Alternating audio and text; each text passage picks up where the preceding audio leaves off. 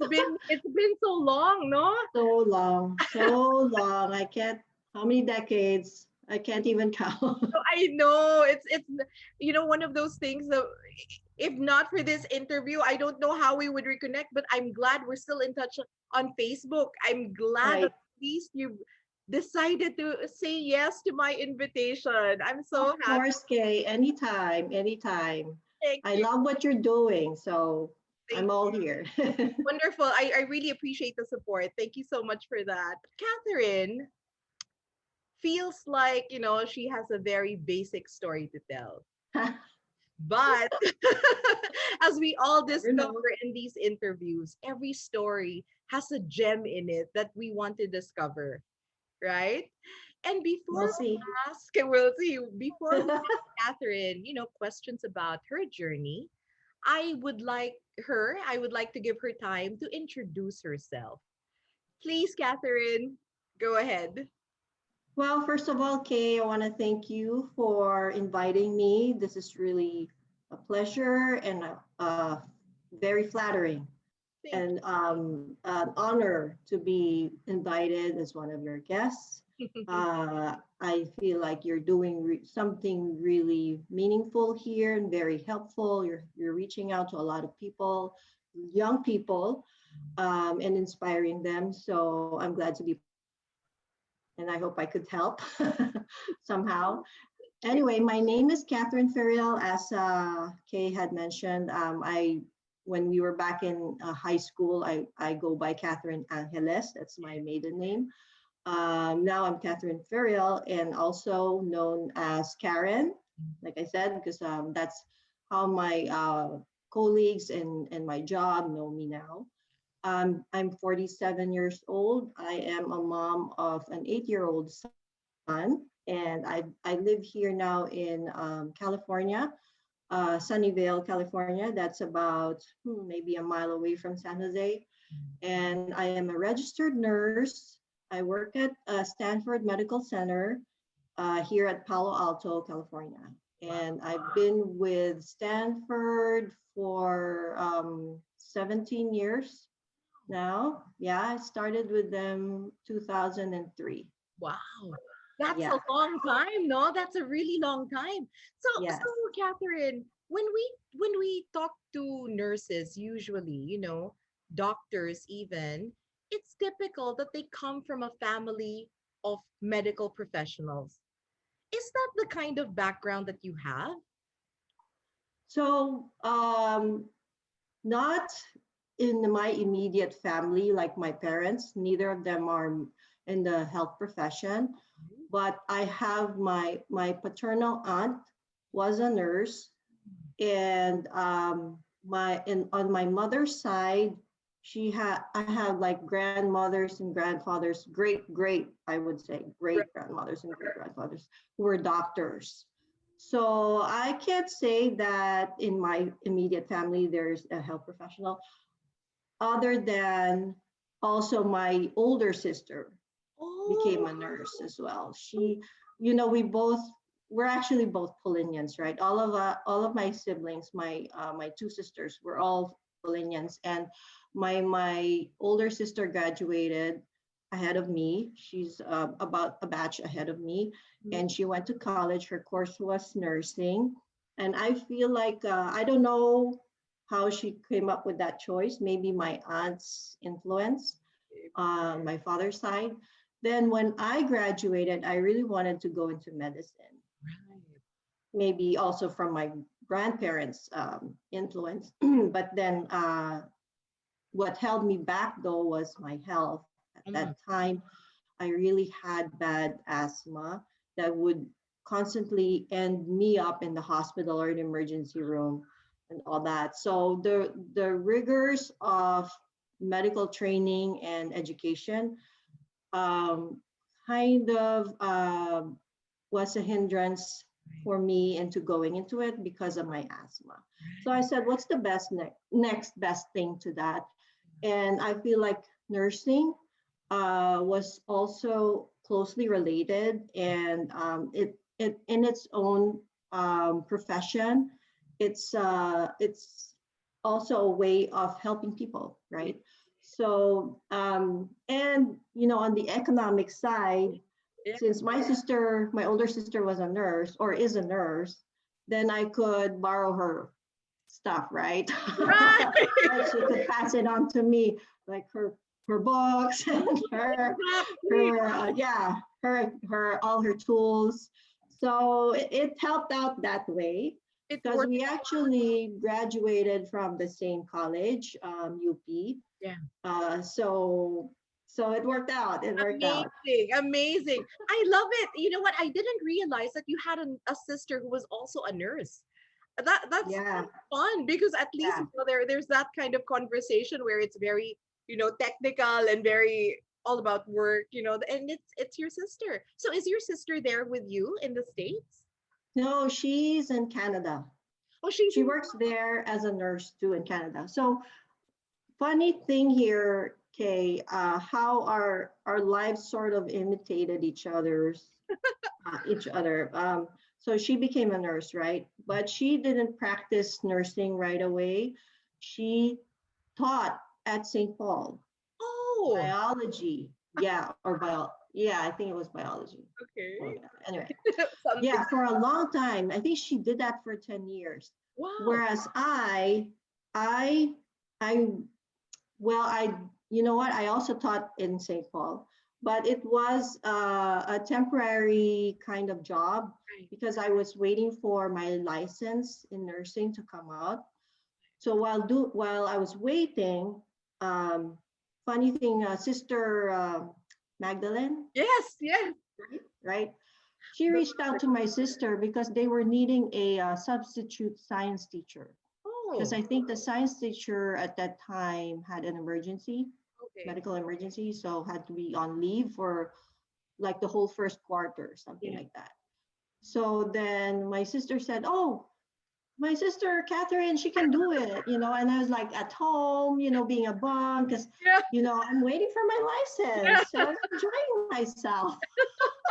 My I think opportunity that's to enjoy so love. myself. Right. Yeah. So then she volunteered me kind of, and then I said, "Oh, really? Oh, I don't know." And then my mom was like, "Go, do it." So in other words, they both ganged up on me, and I ended up okay. I found myself in St. Paul, back in St. Paul, teaching general science for the freshman high school. Amazing. I didn't Yeah, even and know that. yeah, so I did that for just one quarter, Yeah. which I really, really enjoyed. I really enjoyed it. I was there with Moy. She didn't tell Right. you that. She didn't tell you that. Moy and Cecil. Yeah. So a few of our batchmates. It was fun. It was really good. I remember. Yeah. So I did that for one quarter, and then my license finally came out, which was perfect timing because the teacher was ready to come back. Right. So then I then went to find a real nursing job. You were um, able to practice in the Philippines. yes, I did. I did practice in the Philippines. I worked at Philippine General Hospital for like 5 years, and I really appreciate that experience from the Philippines, from my job in the Philippines, coming here now. How we're so blessed with resources here versus back there in the Philippines. But it not having that many resources back in the Philippines really taught me a lot as far as character building. I was able to improvise. I Yeah. became more resourceful and creative. Yeah. And that those characteristics stick with you as Nice. you get older and wherever you go. So I may not be scrounging around for medical supplies here because we have a lot, we have enough, but you use those qualities in some other places, right? So, That's right. so Love um, it. I love it. yeah. Also, did you decide to go to the States soon after that stint? How did So that uh, go? Huh. So, so here's the thing. I didn't have that in mind initially, but when you get into the job and you're exposed to all these other nurses, right? And that's all they're up to. Let me tell you that. And I'm pretty sure, it's a popular thing, Yeah. right? You become a nurse, then you find opportunities to work abroad. Right. And I guess I got into the wave. I got caught in the wave. I wasn't really thinking about it, but I got caught in the wave. And so, okay, let me look at that. Let me see what you let me try it out. What that's all So about. yeah, so then at time, so I met my boyfriend, now husband. Yeah. He's also a nurse, Nice. and yes, yes, he's way senior than me. He's like about 5 years my senior, and he also didn't have plans of going abroad. Right. Yeah. Right. But I guess so. When you talked about having family members in the Yeah. health profession, he's one of those. Like Right. his I feel like his entire Entire family family. is. Yeah. So he has a sister and a sister-in-law who's a nurse and a brother who's a dentist, and those kinds of things. Yeah. So they his family were already here Ah, in the U.S. okay. So when he learned of my interest Yeah. in exploring that option, he referred his siblings, Right. and they kind of referred me to a recruiter and so on. So Right. that's where Right. it now that's where it started. Yeah. That's so interesting. And you are so right. In fact, some people I know, the typical story would be they go into nursing not because they love the job or they have a passion for medicine, but really the end game is to leave the country for greener pastures, Right. some story, Yeah. right? Yeah. But Yeah. it's also interesting that in your case, that wasn't really the bigger picture. The bigger picture for you was really, okay, well, I'm here ready to explore. And that's what you got to do. Yeah. No? Yeah. Love I'm it. always all for learning more. I like to. I feel like learning shouldn't stop no Yeah. matter what age, right? If you're out of school, you still keep learning stuff, like what you did. Yeah. so so there's no age really to learning, and um, I saw that. I saw all the opportunity outside of the Philippines, you Yeah. know, and but also in the back of my brain, at some point, I feel like I want to bring it all back too. I'm not gonna be here forever. Yeah. So my ultimate dream, I don't know if we're gonna get to that question, but Oh, please share it um, now. Share it. right, at some point in this career that I have, I do want to go back and pay it forward to our country, and maybe at some point I'll join our faculty, our academe in my college, my alma mater, and somehow teach there. Teach, or yeah, be part of the academe. Yeah. And That's develop the new mhm, minds, no? From what right. you are exposed to now. My gosh, Catherine, I'm getting goosebumps from hearing that part of your story, because when I was in Singapore, I think I mentioned this to you that for the 11 years that I was there, towards the end, I was really craving that opportunity to also give back. I was Right. able to teach in my university, UANP, and that Mm-hmm. so much joy, you know? And my goodness, I mean, we have been batchmates, we have been classmates for years and years back in the day. And I know Mm-hmm. you to be a very smart and studious person, right? And I Who, am, me? yeah, I'm sure all our batchmates are gonna watch this are gonna agree. But anyway, I am so proud that you're connected with such a prestigious name. And for you to come back with all that experience, Catherine, is going to be such a blessing to so many, I'm sure. Eventually, I'll pray for that, for you to, Yes. yeah. Yeah. Yeah. I do hope so because I remember our teachers, my teachers in college before too, how they would talk about their experiences abroad. And I said, wow. I Amazing. mean, imagine that you're already abroad, but you came back. You came back and now you're passing it on. Yeah. So that meant stuck in my brain. Like I'm gonna do that too. Yeah. Yeah. I'm So so I hope so. excited. Yeah, I'm so excited. And as you know, as things go, opportunities come up because of the wishes, the wishes that we have in our heart. I firmly believe that. And those wishes are prayers. And Yes. and Yes. God hears them. I believe that very much.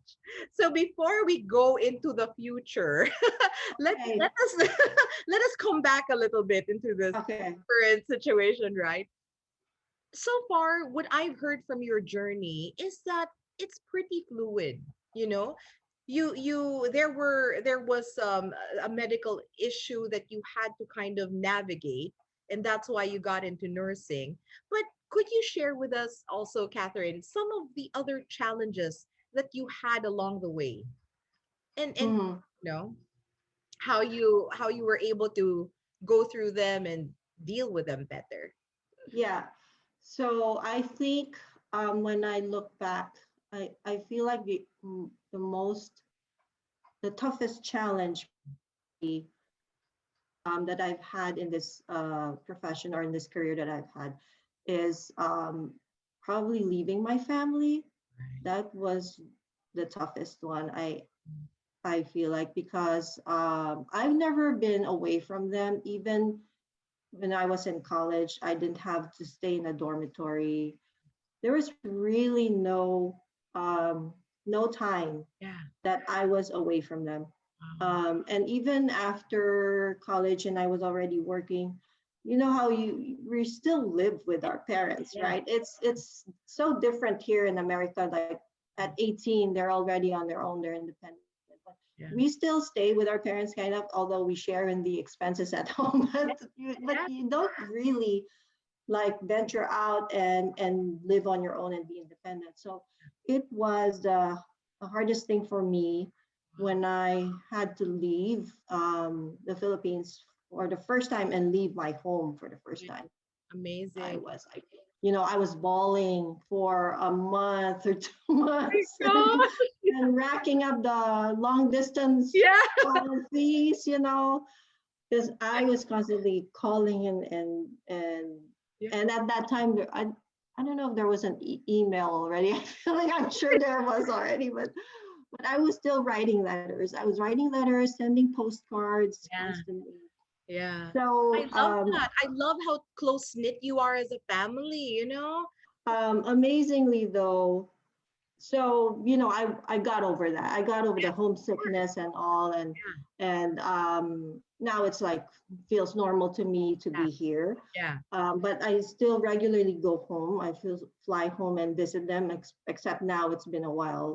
This is actually the first time that I didn't fly home for over a year. I'm usually there every year. Yeah.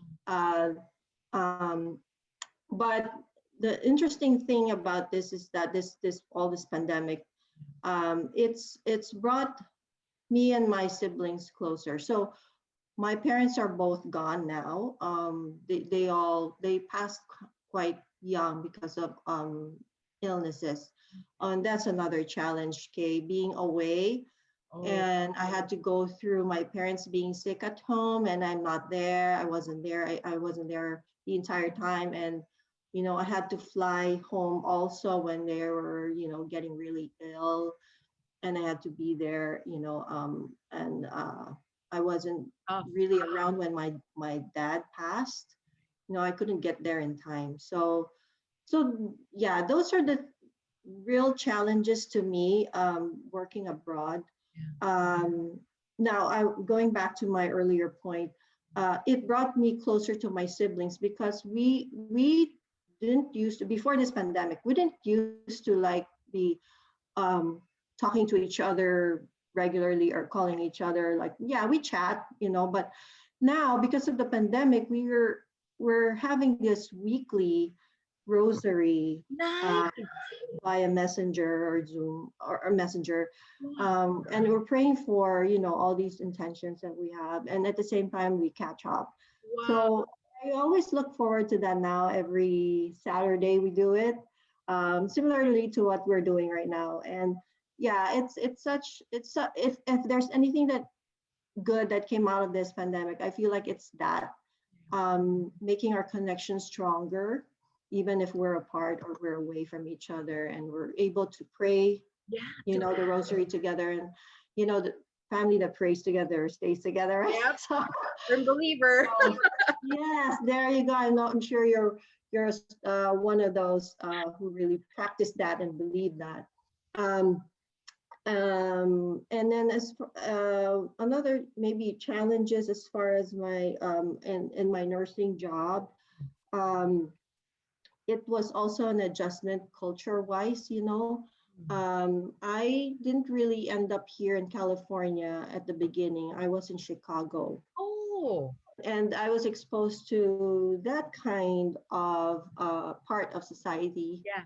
low income, Yeah. and Yeah. that I get sector of their yeah. society. And those were the kinds of patients that we were taking care of in that little community hospital where I used to work at. But I saw something there. I really saw how Filipinos supported each other, and how they really show um, the Filipino warmth, Yeah. and it's a different kind of caring and compassion that we bring, you know, to um, to the sick people, to patients. It's a different kind. It's a different kind of compassion. I'm just gonna Get say it. that. I get it. Um, because that in that hospital, there's like 80% of nurses are Filipino. Oh, wow. So A I think lucky that, hospital that wow. yeah, Okay. yeah. But amazingly, those Filipinos there, they never lost their touch, their caring touch, and yeah, it's just different. It's Yeah. different, and their resilience. Amazing. So, Amazing that you share that, because I have spoken to a few Filipino nurses, right? And they share a very common theme in that there really is that compassion and care that they can't quite put a finger on, and the uh-huh, more that I hear it, the more that I am now thinking that it's so much, I guess, the fact that we are so close to our family, it's so easy for us to translate that love and that care to other people as well, you know right, it's like it doesn't even take so much time to hit it off with somebody or to be bonded with somebody. right, No, right, right, it's right. almost instantaneous. Go ahead. I Yeah. No, I was gonna say it makes me really proud. Yeah. And now where I am at right now. So I'm not I have moved up the ladder, so to Yes. speak, and I'm in the administration, Mm. and I'm part of the administration. And in our unit, there's our leadership team is composed of four managers, and I'm one of those.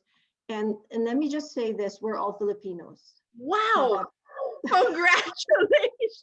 I'm so proud. Oh my yeah? goodness. So our unit is cardiovascular, surgical, and medical intensive care. So we have about maybe 150 employees reporting to us. And they're multiracial, Yeah. but there's a lot of Filipinos there too. And we how the Filipinos really stand out is that we get these we have these comment cards from our patients. Right. And the patients write a lot of marvelous comments, like saying she's a wonderful nurse, she's an angel. Wow. She really took good care of me. These are Filipino nurses. So Wow. yeah, so it just really makes me proud to be a Filipino Yeah. and to be part of a leadership team that's Yeah. all Filipino, you know. Yeah. Amazing. So yeah, yeah. I could name so many more Filipinos that I know of that are also up higher up than myself, Right. and they're doing an amazing job and they're making a great name for Right. themselves and for us Yeah. as Filipinos. And they Yeah. remain humble, no? They remain approachable. They remain human. Yes. Yes. Yes. And they never, as far as I know, Yeah. Yeah. they never turned away from their roots, Yeah.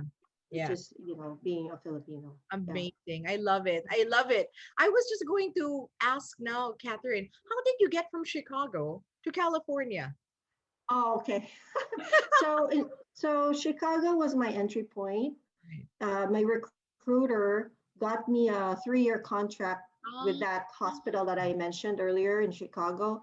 And soon after I finished that 3-year contract, we moved here yeah. because my husband's family all Ah, here. yeah. Right. So in-laws, and honestly, I was happy in Chicago. I would have stayed there. Right. Yeah. But, I mean, family calls. Yeah. So Yeah. yeah, and it's I love California too. Exactly. Yeah. I'm looking at how winters are now in Chicago and in that part of Exactly. the country.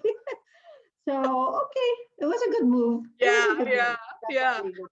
And you know what? So now I would like to just check with you. Stanford, such a big name, right? Really well known. How did you get into that opportunity? Right. Was it? You know, I think a lot of it is really prayers. Let me just say that prayers, um, and that the opportunity would come, and it did. I kept praying about it. I wanted to go into a hospital that's almost similar to where I came from in the Philippines, which is PGH, which is a big teaching hospital. It's connected to a university that's also well known, Yeah. or well world renowned. Yeah. So I said I really prayed hard for something like that to come up for me. And then on one of my visits here in California to visit our in-laws, Yeah. we were already planning on moving, and I said I want to make sure that before we move, I have a job Yeah. first. So we one time we were driving around, and we ended up in this part of the city, Yeah. and I said, Stanford University this way, there's a Yeah. sign that says Yeah. this way. I'm like, really? Stanford is here, and and um I love and it. then my sister-in-law said, oh yeah, and they have a hospital too. I said, oh wow, Yeah.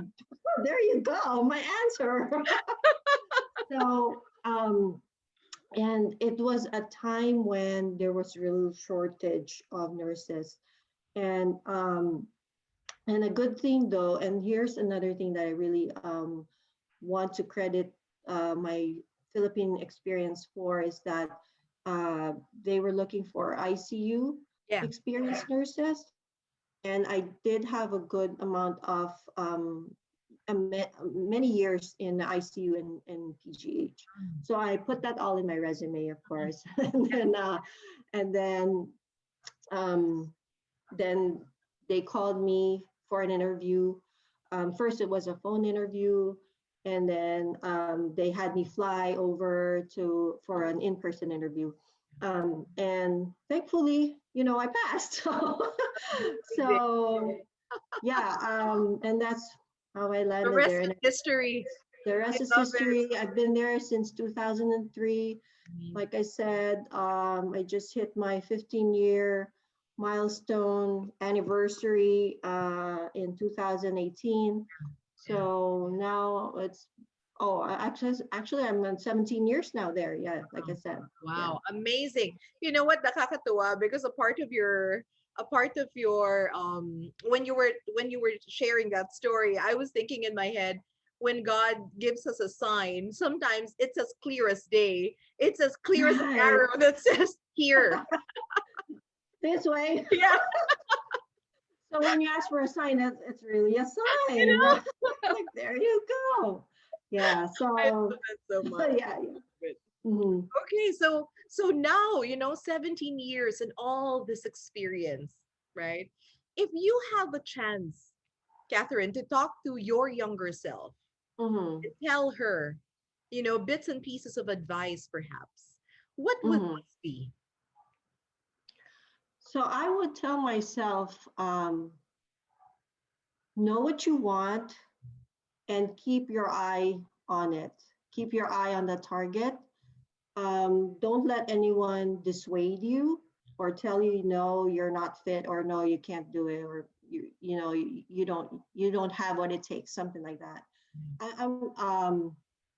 I used to be really shy and timid, Yes, yes, right? I know. um, and then I just came to that realization, I guess, in high school, when I said, I'm sure I can be more than what I am right now. So, I really worked harder, and you know uh, tried to really work on what I had at that time, and develop further my confidence. I think that's what I really lacked. Yeah, um, so if you have a goal and you keep your eye on it, you know you're gonna do it. You're gonna be able to get to it, and you're gonna be able to do it. love it. So I think that's the advice that I could give myself and anybody else out there. Yeah. Guys, listen, because this is tried and tested. Yeah. Yeah. And Wonderful. I always believe to, Kay, I want to tie it up to a parable, Yeah. that really resonates with me. The parable of talents, like, God gave you talents, right? And, there's this one person who came back with, the same amount of talent because he didn't plant it, he didn't nurture it. So that's really not what God wants us to do. He gave us talent, so our responsibility is to nurture it, is to develop it and share it, right? So I live by that, and I'm hoping I'm doing enough now Yeah. to use my talents Yeah. for not just for myself, but for other people's Yeah. benefits as Yeah. well. Love it. Our Polinian sisters would be very proud, I'm sure. I hope Uh, Sister Nicole finds the time to watch this one. I'm sure right. she's so happy Yeah. to hear those Thank words. you. I'm so proud Right. of you, Catherine.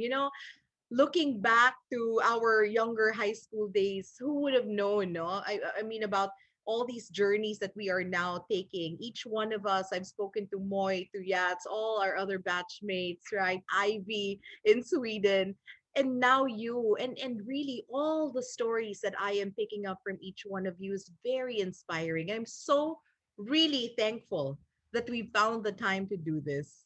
Thank you Me so too, much. Kay. Me too, Kay. And you don't see these things unless, or you don't necessarily realize these things unless you talk about it Yes, and reflect on it. exactly. So this is really helpful for me, Kay, too, by I the way. love it. Almost like therapy. Exactly right. It's so funny that you say that because I was just talking to somebody else who just graduated nursing, another Filipino in Arizona, and she Oh, was okay. telling me, you know what? This is really good, this interview. It's helping me so much. Yeah, yeah. Well, Catherine, I can't wait for the things that you have yet to do in your life. I'm just excited for you now, hearing your story, because it's really, really just a part of the beginnings, of some more plans along the way of the bigger future. And I'm really excited. If Thank you, Kay. yeah, so we're now going towards the end of this talk. Is there anything else that you would like to tell our viewers or watching? Well, I just want to say, hang in there. This is really a challenging time and situation for all of us. Especially, I want to reach out to all the frontliners like myself. Um, be strong, stay strong, uh, be brave, and stay safe, of course. Yeah.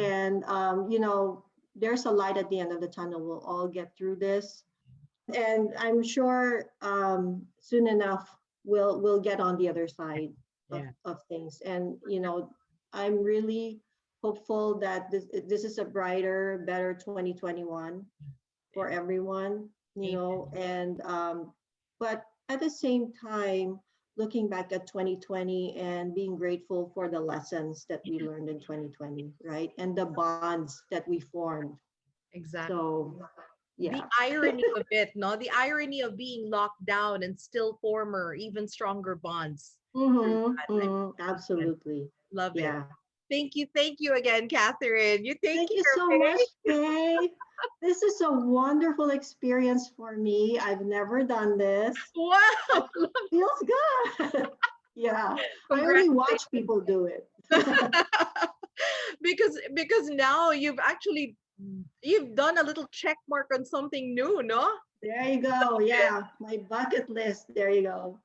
Okay. Thank you. You take care, Catherine. Thank you Blessed so much, 2020 Kay. to you. You're most And welcome. anytime, let me know. Okay. All Yeah. right. Thank you. Take care. Bye bye. Bye. Bye, everyone.